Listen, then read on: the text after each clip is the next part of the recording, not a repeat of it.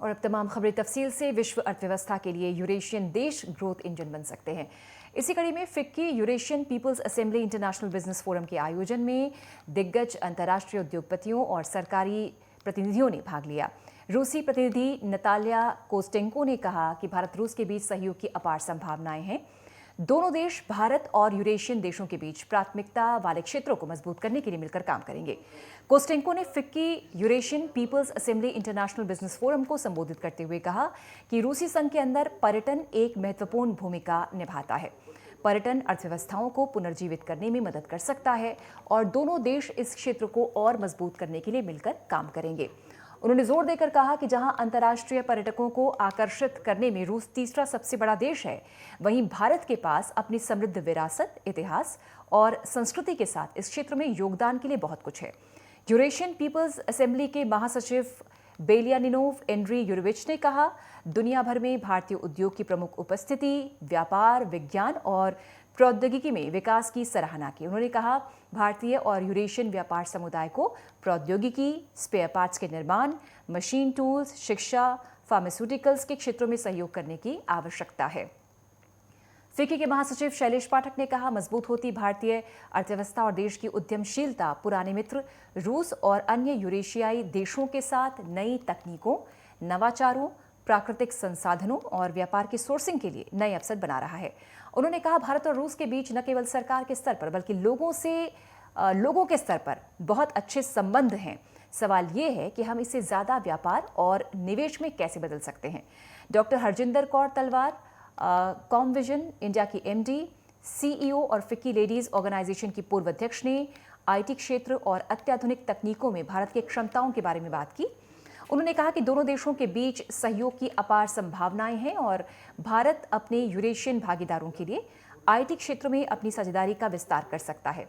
Eurasian आर्थिक आयोग के एकीकरण और मैक्रो इकोनॉमिक्स मंत्री सर्गेई लेग्जेव ने कहा कि जहां यूरोप पूर्व की ओर बढ़ रहा है, वहीं भारत व्यापार और निवेश बढ़ाने के मामले में रूसी संघ की ओर बढ़ने का प्रयास कर रहा है।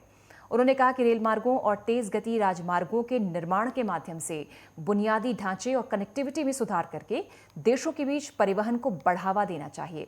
फिक्की के महानिदेशक अरुण चावला ने भारतीय उद्योग के लिए इस क्षेत्र में व्यापार के अवसरों की पहचान करने, व्यापार और निवेश क्षमता का विस्तार करने की अनिवार्यता पर जोर दिया।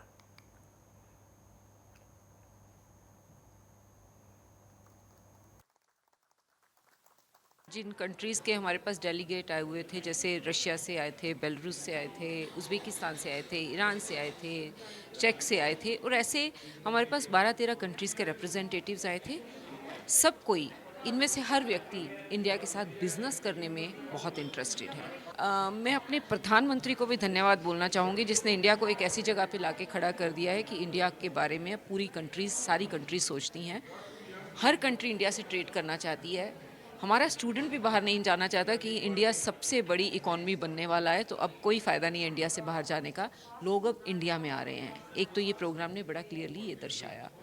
दूसरा, जो इंडिया और यूरेशिया और रशिया के बीच में हमने कोऑपरेशन की बात की, हमने टूरिज़्म कोऑपरेशन की बात की, हमने लॉजिस्टिक्स कोऑपरेशन की बात की, हमने ट्रांसपोर्ट कोऑपरेशन की बात की। Everybody inside they meant business, and I also said that business is our religion and we must look at this.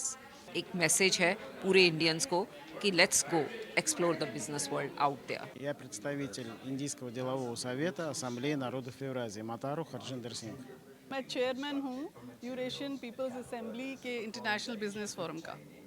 Но мероприятие, оно нужно, и чем больше таких мероприятий будут проходить, это будет активнее для наших сотрудничеств между Россией и Индией.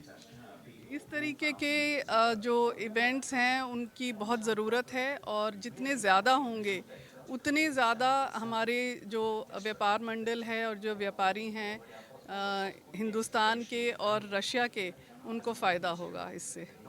Ну, мы поторопили и индийский, и российский бизнес, чтобы было как можно скорее подписано соглашение о работе в формате зоны свободной торговли между Евразийской экономической комиссией и Индией.